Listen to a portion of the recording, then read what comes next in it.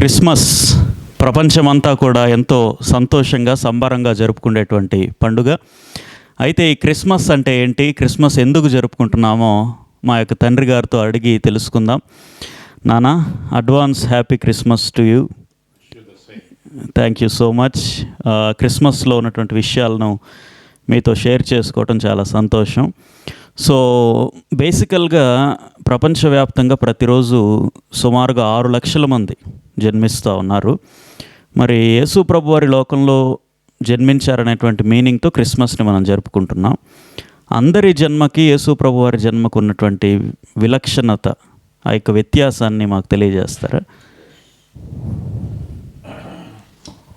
మామూలుగా ప్రతి వ్యక్తి కూడా జన్మించటం అనేది సహజ సిద్ధమైనటువంటి ప్రక్రియలో జరుగుతూ ఉంటుంది.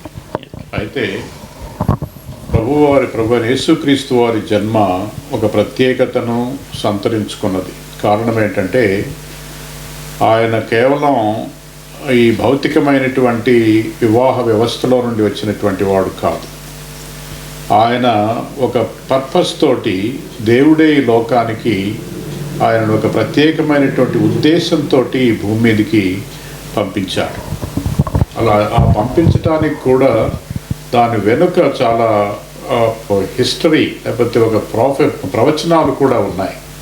కారణం ఏంటంటే మానవాళిని తమ పాపముల నుంచి, దోషముల నుండి, అపరాధముల నుంచి, అవిధేయత నుంచి, లోక సంబంధమైనటువంటి మాలిన్యము నుంచి విడుదల కలుగు చేయుట కొరకై, లోకరక్షకుడిగా ఉండుట కొరకై ప్రభు అయిన యేసుక్రీస్తుని భూమి మీదకి దేవుడే పంపించినాడు.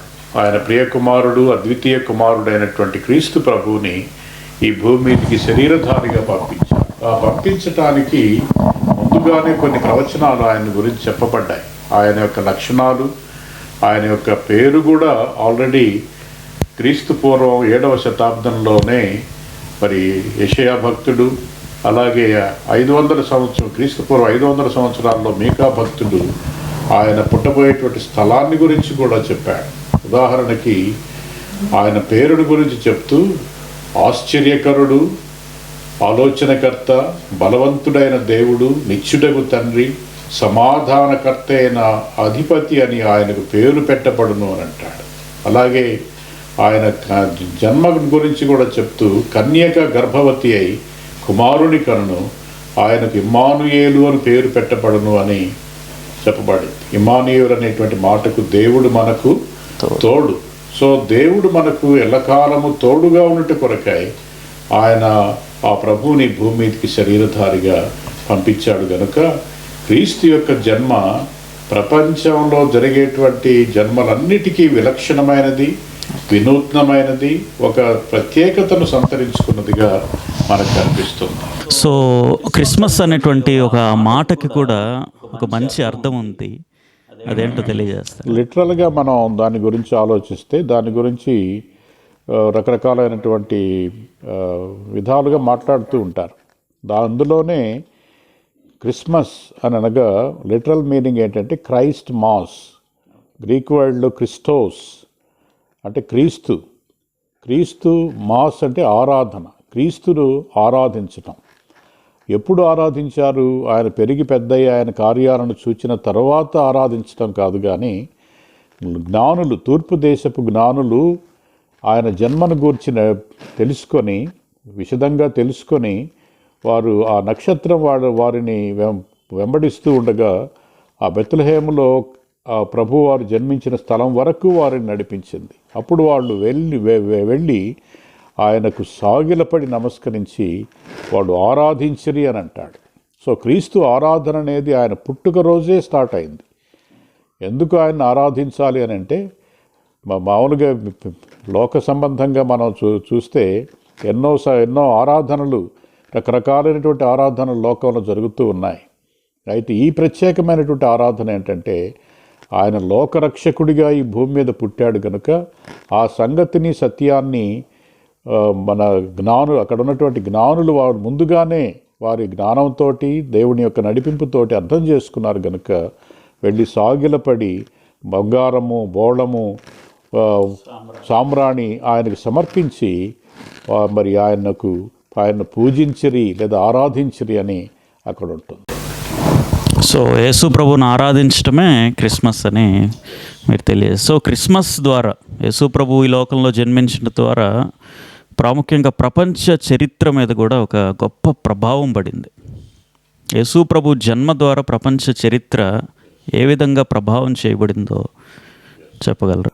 ఇప్పుడు చరిత్రకారులు ఈ చరిత్రను అధ్యయనం చేస్తూ వాళ్ళు చేసినటువంటి ఒక అన్వేషణలో లేకపోతే అధ్యయనంలో లేకపోతే వాళ్ళ యొక్క స్టడీలో కొంతమంది మేధావుల్ని, తత్వవేత్తల్ని, లేకపోతే ప్రపంచాన్ని ప్రభావితం చేసినటువంటి వ్యక్తుల జీవితాలను తీసుకొని ఎవరిని ఈ చరిత్రకు కేంద్ర బిందువుగా పెడితే బాగుంటుంది అనే ఒక ఆలోచన వాళ్ళకు వచ్చినప్పుడు అనేక మందిని చూచారు. వాళ్ళ యొక్క బ్యాక్గ్రౌండ్ వాళ్ళు చూచి ప్రభు అయిన యేసుక్రీస్తు వారి యొక్క పేరుని చరిత్రను క్రీస్తు పూర్వము BC, before the birth of Christ అని, అలాగే AD అన్నా Domino, in the year of the lord, క్రీస్తు శకం అని 2 భాగాలుగా ప్రపంచ చరిత్రకారులు డివైడ్ చేయటంలో ఉద్దేశం ఏమిటి అని అంటే వాళ్ళ యొక్క ప్రభు యొక్క క్యారెక్టరిస్టిక్స్, దైవ లక్షణాలు కలిగినటువంటి మరి అత్యున్నతమైనటువంటి అత్యద్భుతమైనటువంటి గుణలక్షణాలు కలిగినటువంటి క్యారెక్టర్ కనుక ఆయన జీవితాన్ని తీసుకొని లేకపోతే ఆయన పేరుని తీసుకొని చరిత్రను 2 భాగాలుగా చేశారు. అక్కడే మనకు క్రీస్తు ప్రభు యొక్క ప్రత్యేకత మనకు స్పెషల్గా కనపడుతుంది. సో ఈరోజు మనం క్యాలెండర్లో డేట్ వేస్తున్నామంటే ఖచ్చితంగా దాని వెనక యేసు ప్రభు వారు ఉన్నారు. రోజు 25/12/2021 అనే డేట్ అంటే దానికి ముందు AD అని ఉంటుంది, అంటే క్రీస్తు శకం. AD అంటే అన్నా డొమినో అని చెప్పాను. అదే సమయంలో ఇంగ్లీష్లో అయితే in the year of the lord అని అంటాడు, తెలుగులో క్రీస్తు శకం అని అంటాడు. హిస్టరీ బుక్స్లో కూడా అది చాలా స్పష్టంగా మనకు కనపడుతుంది. What ever the history books we go through, we can understand the division that is BC and AD. So మీరు ఇందాక చెప్పిన రీతిగా దేవుడే ఈ భూలోకానికి రావటమే క్రిస్మస్. అయితే సృష్టికి అతీతంగా ఉంటాడు, సృష్టికి ఇంకా పై స్థాయిలో ఉంటాడు. కానీ సృష్టికర్త ఈ లోకానికి సృష్టిగా మారటానికి, ఒక మనిషిగా రావటానికి, సృష్టికర్తే ఒక మానవ రూపంలో రావటానికి కలిగినటువంటి కారణాలు, యేసు ప్రభు ఎందుకు ఈ లోకంలోనికి వచ్చాడనేటువంటి విషయాలను మీరు వివరిస్తే మంచిదని. ఆదికాండము 1:1లోనే ఒక మాట ఉంటుంది, ఆదియందు దేవుడు భూమి ఆకాశములను సృజించెను అనేటువంటి మాట ఉంటుంది. ఆ తర్వాత ఈ క్రియేషన్లో కేవలం ఒక వ్యక్తి మాత్రమే కాదు, 3 వ్యక్తులు ఉన్నారు క్రియేషన్లో. తండ్రి అయిన దేవుడు, కుమారుడైన దేవుడు, పరిశుద్ధాత్మ దేవుడు, త్రియేక దేవుడు, ట్రయూన్ గాడ్ అంటాం ఆయన. అందుకనే మనిషిని దేవుడు తయారు చేసేటప్పుడు కూడా మన స్వరూపమందు ఆదాము అంటే మనిషిని తయారు చేయుదము అని అనుకుంటారు. అంటే అక్కడ ఒక యూనిటీ, ట్రయూన్ మనకు కనపడుతుంది. సో సృష్టికర్త అయినటువంటి దేవుడే ఈ లోకానికి రావాలి. The second person in the Trinity, the Lord Jesus Christ, has come to this earth as a human being. So దేవుడు ఆత్మ అయినటువంటి దేవుడు శరీరాన్ని ధరించుకోవాలి అని అంటే ఖచ్చితంగా మరి ఒక న్యాచురల్ ప్రాసెస్లో కాకుండా ఆయన ఒక ప్రత్యేకమైనటువంటి ఒక కన్యను ఏర్పాటు చేసుకోవడంలో అక్కడే మనకు కనపడుతుంది. అంటే శరీరం కావాలి అని అంటే ఒక గర్భం కావాలి, ఆ గర్భం ధరించే వ్యక్తి కూడా కన్యకగా ఉండాలి అని ప్రభువారు ఆ కన్య గర్భంలో జన్మించటం జరిగింది. అంటే సృష్టికర్త అయిన దేవుడు నేరుగా పైనుంచి కిందికి దిగి రాలేదు. అయితే ఆయన శరీరాన్ని ధరించుకోవాలి కాబట్టి ఆ శరీరాన్ని ధరించుకోవడానికి కూడా ఒక గర్భం కావాలి కనుక గాడ్ హ్యాస్ సెలెక్టెడ్ మేరీ. అందుకనే దేవదూత ఆమె దగ్గరికి వచ్చినప్పుడు దయాప్రాప్తురాల అని అంటారు. అంటే దయను పొందినటువంటి వ్యక్తి ఆ మరియమ్మ. అంటే సృష్టికర్త అయినటువంటి దేవుడు. అక్కడ లూకాసు వార్తలో మనం చూస్తే ఓ చక్కని మాట, ఆ కాన్వర్జేషన్లో మంచి కాన్వర్జేషన్ ఉంటుంది అక్కడ. లూకాసు వార్త ప్రభువు నీకు తోడై ఉన్నాడని చెప్పాను. ఆమె ఆ మాటకు బహుగా తొందరపడి ఈ శుభవచనం ఏమిటో అని ఆలోచించుకొనిచుండగా దూత మరియా భయపడకుము, దేవుని వలన నీవు కృప పొందితివి. ఇదిగో నీవు గర్భము ధరించి కుమారుని కని ఆయనకు యేసు అని పేరు పెట్టుదు. ఆయన గొప్పవాడై సర్వోన్నతుని కుమారుడనబడును. He is the son of almighty. అందుకనే ఆ కుమారుడు ఈ భూమి మీదకి వచ్చేటప్పుడు మరి కన్యను దేవుడు ఏర్పాటు చేసుకున్నాడు గనుక ఆ గర్భములో నుండి సృష్టికర్త అయినటువంటి దేవుడు ఈ భూమి మీదకి శరీరధారిగా మరి ఈ భూమి మీదకి వచ్చాడు. అంతేకాకుండా లక్షణాలు, ఆయన గొప్పవాడై సర్వోన్నతుని కుమారుడు అనబడును. ప్రభు అయిన దేవుడు ఆయన తండ్రి అయిన దావీదు సింహాసనమును ఆయనకి ఇచ్చును. ఆయన యాకోబు వంశస్థులను యుగ యుగములు ఏలును. ఆయన రాజ్యము అంతము లేనిదై ఉండును అని ఇలాగా ఆయన క్యారెక్టరిస్టిక్స్ని చెప్తా ఉన్నప్పుడు మరియమ్మ హ్యాస్ గాట్ డౌట్. ఏంటి నాకు how it is possible that I have not got married still, ఎట్లా హౌ ఇట్ ఈస్ పాసిబుల్ అన్నప్పుడు ఆయన వ్యక్తం చేసినప్పుడు దూత ఒక మాట చెప్పింది, పరిశుద్ధాత్మ నీ మీదికి వచ్చును, సర్వోన్నతుని శక్తి నిన్ను కమ్ముకొనుడు గనుక పుట్టబో శిశువు పరిశుద్ధుడై దేవుని కుమారుడు అనబడను. He is the son of God, son of almighty God. So సృష్టికర్త అయిన దేవుడు మరియమ్మ గర్భములోనికి శరీరాన్ని ధరించుకొని ఈ భూమి మీదకి వచ్చాడు. సో యేసు ప్రభువారి లోకానికి వచ్చుట ద్వారా మనిషికి కలిగినటువంటి ఉపయోగాలు, మనిషికి కలిగినటువంటి మేలు. ఎస్, ఆయన శరీరాన్ని ధరించుకొని రావడంలో ఉద్దేశం ఏమిటి అని అంటే జాన్ 3:16 మనందరికీ తెలిసినటువంటి ఒక చక్కని మాట ఉంటుంది అక్కడ. దేవుడు లోకమును ఎంతో ప్రేమించాడు. God is so loved the world. ఆయన ప్రేమించటం ఒక్కటే, ప్రేమిస్తున్నా అని చెప్పటం ఒక్కటే కాదు, కానీ దాన్ని క్రియారూపంగా కూడా ఆ తర్వాత ఉంటుంది. దేవుడు లోకమును ఎంతో ప్రేమించెను కాగా తన అద్వితీయ కుమారునిగా పుట్టిన వాని యందు విశ్వాసముంచు ప్రతి వానికి వాడు నశింపక నిత్య జీవము పొందునట్లు ఆయనను అనుగ్రహించారు. The purpose of Jesus birth in this world is to get everlasting life. నిత్య జీవాన్ని పొందుట కొరకై దేవుడు ఉద్దేశం ఏంటి అని అంటే ప్రేమించాడు. దేవుడు లోకాన్ని ప్రేమించాడు గనుక మానవాళి నిత్య నరకాగ్ని నుంచి తప్పించబడి లేకపోతే ఆ పాపములో ఉండి చనిపోకుండా పరిశుద్ధుడైనటువంటి దేవుణ్ణి విశ్వసించుట ద్వారా నశింపక నిత్య జీవము పొందునట్లు ఆయనను అనుగ్రహించను. He gave, God the Father was sent his only begotten Son to save this world from sin and Satan, or from the అగ్ని లేకపోతే అగ్ని గంధకాలతో కూడినటువంటి ఆ నరకం నుండి తప్పించుట కొరకై, నిత్య జీవాన్ని ఇవ్వడం కొరకై ఆయన ప్రియకుమారుణ్ణి భూమి మీదకి పంపించాడు. అంటే యేసుప్రభు వారి జన్మ ద్వారా ప్రపంచం ఇట్ ఇస్ అందుకనే ఆయన పేరు లోకరక్షకుడు. He is the saviour of the world. ఆయన ఆ గుడ్ న్యూస్ని దేవదూత గొర్రెల కాపర్లతో చెప్తూ ఇదిగో ప్రజలందరికీ, and this is the good news to the whole world, the universe, not to a religion, not to one place, or not to some races or castes or groups or people, some people. It is the great news or good news to the whole world and whole universe. ప్రజలందరికీ కలుగబోవు మహాసంతోషకరమైన సువర్తమానము నేడు నేను మీకు తెలియజేస్తున్నాను. నేడు రక్షకుడు మీ కొరకు పుట్టి, అంటే ఈ మానవాళి రక్షణ కొరకు రక్షకుడు పుట్టి ఉన్నాడు అని ఆ దేవదూత గాబ్రియేలు దూత గొర్రెల కాపరులతో సాక్ష్యం చెప్తుందన్నమాట. సో రక్షకుడు దావీదు పట్టణమందు పుట్టాడు అని చెప్పి దూత తెలియజేసినప్పుడు what is the David's place? దావీదు పట్టణం అంటే ఏంటి? యేసు ప్రభువారు ఎక్కడ జన్మించారు? What is the place of? In the history of Israel there were so many great personalities and characters in the history of Israel. వాళ్ళల్లో ఉదాహరణకు మనం చూస్తే మొదట అబ్రహాము కనపడతాడు, తర్వాత మోషే కనపడతాడు, ఆ తర్వాత మరి దావీదు కనపడతాడు. అందుకనే మత్తయి సువార్త 1:1 చూస్తే అక్కడ ఏముంటుందంటే అబ్రహాము కుమారుడైన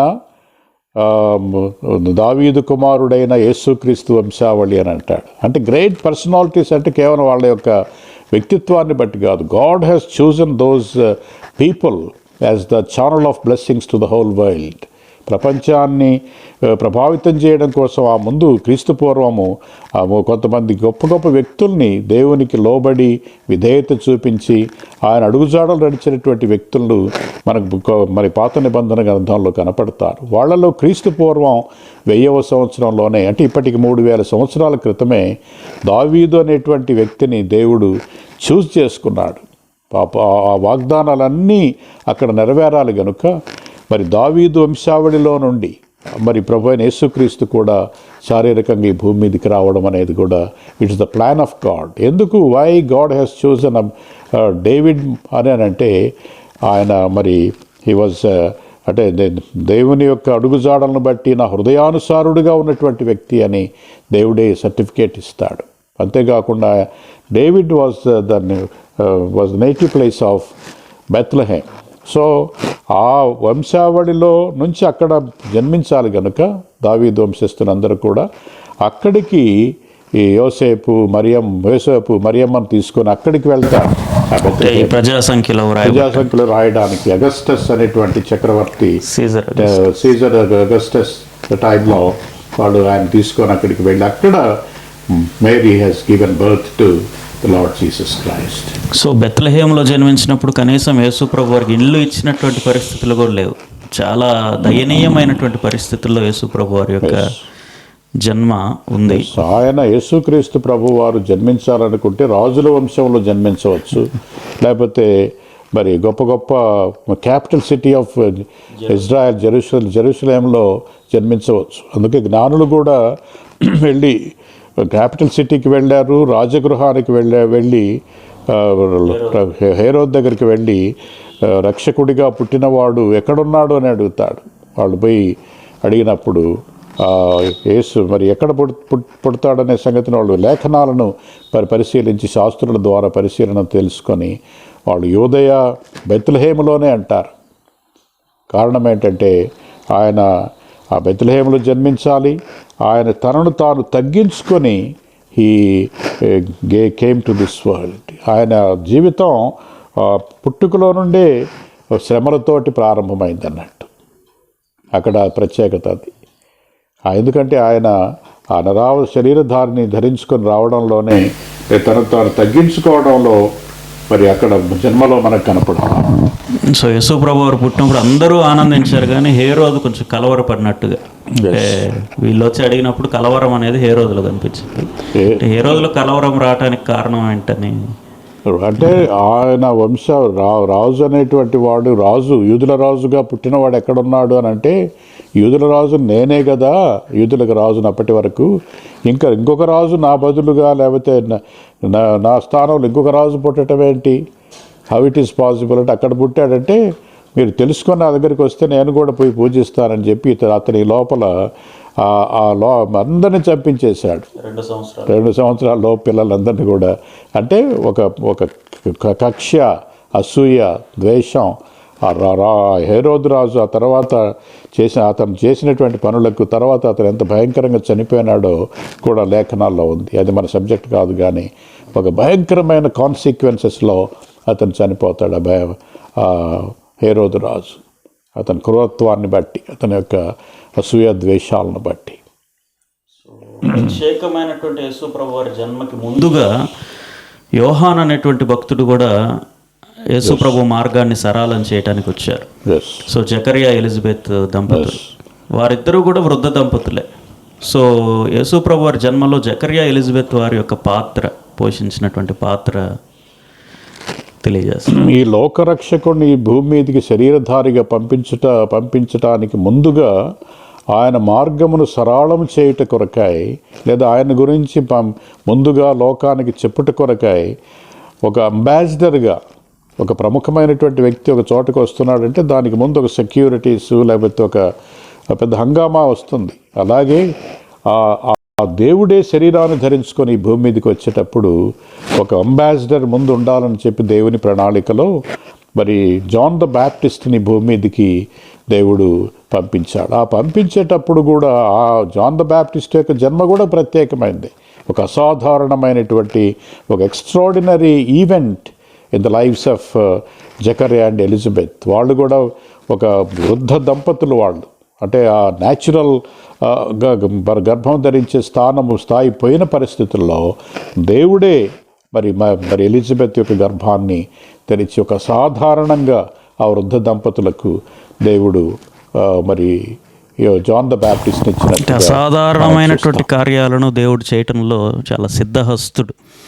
సో ఇజ్రాయెల్ దేశంలోనే జన్మించడానికి కారణం, what is the speciality of the country of Israel in the world? అంటే వరల్డ్ మ్యాప్లో కూడా ఇజ్రాయెల్ దేశం ఒక ప్రత్యేక స్థానంలో ఉంది. ఆ ప్రత్యేకత ఏంటి ఇజ్రాయెల్ దేశానికి? ఇజ్రాయెల్ అంటే it is a chosen land. Israel అంటే it is a chosen land. It's a promised land. God has chosen to Abraham. మనం ఆదికాండం గ్రంథంలో చూస్తే 12వ అధ్యాయం నుండి 24-25 అధ్యాయాల వరకు అబ్రహాం లైఫ్ కనపడుతుంది. God has promised Abraham to give that land. నీవు నా మాట విని నా మాటకు లోబడి నువ్వు బయటకు వచ్చావు కనుక నీ యొక్క సంతానాన్ని నేను దీవిస్తాను. You will be a blessing to the whole world అని చెప్తాడు. కనుక అబ్రహాము యొక్క ఆశీర్వాదం ఈనాడికి కూడా ఇశ్రాయేలు ప్రజలు అనుభవిస్తూనే ఉన్నారు. ప్రపంచ పటంలో ఒక చిన్న దేశం అది, మధ్యధరా సముద్రానికి ఈస్టర్న్ పార్ట్లో ఒక చిన్న దేశం అది, సెంటర్ పాయింట్లో ఉంటుంది. అది మధ్యధరా సముద్రం, ధరకు మధ్యలో ఉన్న సముద్రం కాబట్టి అక్కడ ఉన్నటువంటి ఆ చిన్న పక్కనే ఆనుకొని ఉన్నటువంటి ఆ చిన్న దేశమైనటువంటి ఇజ్రాయెల్ని దేవుడు అప్పుడు కనాను అనేటువంటి వాళ్ళు, ఆ తర్వాత మరి యాకోబు యొక్క పేరు దేవుడు చేంజ్ చేశాడు కదా ఇజ్రాయెల్ అని. సో ఆ నేషన్కి యాకోబు పేరు వచ్చింది. అది nation of Israel. Even though it is a small country in the world, they are doing wonders in every department and in every area, even today, even science, medical, technology, ఏ రంగమైన తీసుకో దాని వెనుక ఇస్రాయేలీలు ఉంటారు. ఎందుకంటే that is a chosen land by God. ఈ రోజుకి మరి 196 Nobel బహుమతులు పొందినటువంటి దేశం ఏదైనా ఉందంటే అది ఇజ్రాయెల్ దేశమే. అత్యద్భుతమైనటువంటి జ్ఞాన సంపన్నులు వాళ్ళు. ప్రతి ఈ ఇన్వెన్షన్ వెనుక వాళ్ళ యొక్క హస్తం ఉంటుంది. వాళ్ళు ఆల్రెడీ ఇప్పుడు దాదాపు 150-160 దేశాల్లో చెదిరున్నారు. ఎక్కడున్నా కూడా they will be a blessing to many nations. Even in America, even in Russia, in many countries they were scattered throughout the globe and they are a blessing because God has chosen Abraham and blessed his family, and throughout the generations that blessing is going on. So ఆ జనరేషన్స్లో నుంచి యేసుక్రీస్తు, yes, ఆ ఇశ్రాయేలు వంశీయులలో నుండి. అందుకని ఇశ్రాయేలీయులను ఏలుటకు అని అంటాడు అక్కడ. ఆయన సింహాసనము తరతరాలు ఉంటుంది అని అంటాడు. సో నామానికి కూడా ఒక మంచి మీనింగ్ ఉంది. యేసు అనగా రక్షకుడు, క్రీస్తు అనగా అభిషక్తుడు. ఆ మీనింగ్లోనే యేసు ప్రభువారి వ్యక్తిత్వం అనేది కూడా రక్షకుడు, యేసు అనగా రక్షకుడు. అందుకనే మాథ్యూ 1:21, 1:20, 1:21లో ఒక మాట ఉంటుంది, ఆయన తన ప్రజలను ఆయనే రక్షించును గనుక ఆయనకు యేసు అని పేరు. యేసు అనే పేరుకు అర్థం ఏంటంటే రక్షకుడు. ఈ రోజుల్లో ఆయన పేరుని అందరూ పెట్టుకుంటున్నారు పాపం. యేసు దాసు, యేసు మరి యేసు రత్నం, యేసు అని పేరు తగిలించుకొని. మొన్న ఒక చోట నేను చూస్తే ఒక చోట యేసమ్మ అని కూడా ఉంది. అంటే లేడీస్ కూడా పెట్టుకుంటా ఉన్నారు కొంతమంది. పేరు పెట్టుకోవడం కాదు, ఆ పేరుకు అర్థాన్ని, పరమార్థాన్ని కలుగజేసిన వాడు ప్రభువైన యేసుక్రీస్తు వారు మాత్రమే. ఆయనను అంగీకరించినటువంటి వారు ఆయన పేరు పెట్టుకోవడం కాదు, కానీ ఆయన అడుగుజాడల్లో, ఆయన ప్రేమ మార్గంలో, క్షమా మార్గంలో ఆయన చూపించినటువంటి అత్యద్భుతమైనటువంటి ఆ ప్రేమ మార్గంలో నడవాలి. కానీ కేవలం పేరు పెట్టుకొని ఇష్టానుసారంగా జీవించడం కరెక్ట్ కాదు. మన భారతదేశానికి సంబంధించిన మహాత్మా గాంధీ గారు కూడా యేసు ప్రభు వారి యొక్క క్షమాగుణాన్ని ఆయన అలవాటు ఎస్, ఆయన చాలాసార్లు ఆయన హీ గేవ్ స్టేట్మెంట్స్. బైబిల్ చదివాను నేను, బైబిల్లో ఉన్నటువంటి విషయాలు నా మీద ఎంతో ప్రభావితం చేశాయి. ఈ మధ్య సాక్షి పేపర్లో ఆదివారం బుక్లో ఒక పాప రాసింది, ట్రాన్స్లేట్ చేసింది. అందులో చక్కని మరి statements given by Mahatma Gandhi, ఎన్నో అద్భుతమైన విషయాల్ని ఆయన చెప్పాడు ప్రభువుని గురించి. సో యేసు ప్రభు జీవితం నా మీద ప్రభావం చూపించింది అని ఆయన చాలా ఓపెన్గా రాసుకున్నాడు, ఓపెన్గా స్టేట్మెంట్స్ కూడా ఇచ్చాడు. గాంధీ ఎక్కడ ఇంప్రెస్ అయినాడంటే కొండ మీద ప్రసంగం, the sermon on the mount అంటారు. మత్తయి సువార్త 5, 6, 7 అధ్యాయాలు, three chapters are called the sermon on the mount. కొంతమంది కంఠస్థం చేశారంట అధ్యాయాలు, ఎందుకంటే అంత అద్భుతమైనటువంటి విషయాలు అందులో ఉన్నాయి. అందులో ప్రభు అంటాడు ఆ ప్రసంగంలో, మిమ్మును ప్రేమించువారనే మీరు ప్రేమించినట్లయితే మీ గొప్పతనం ఏముంది, మీ శత్రువుల్ని ప్రేమించండి, వారి కొరకు ప్రార్థన చేయండి అని అంటాడు. అద్భుతమైన దాదాపు నేను నా క్వైట్ టైంలో చదువుతా ఉన్నప్పుడు ఒక 25 అంశాలు ప్రభు అక్కడ డీల్ చేసినాడు. పాత నిబంధనలో ఉన్నటువంటి విషయాలను ఎక్స్ట్రీమ్గా ఈయన టీచింగ్ డిఫరెంట్గా ఉంది. అవి వ్యక్తిగతంగా చదవాలి వాటిని, ఆ ధన్యతలను గురించి కానీ, తర్వాత ఒక్కొక్క అంశం ఆయన డీల్ చేసిన అంశం చాలా డిఫరెంట్గా ఉంటుంది. అందుకనే ఈ ప్రపంచ మేధావులందరూ కూడా, తత్వవేత్తలందరూ కూడా they use to read the sermon on the mount and so many people are reading the Bible nowadays.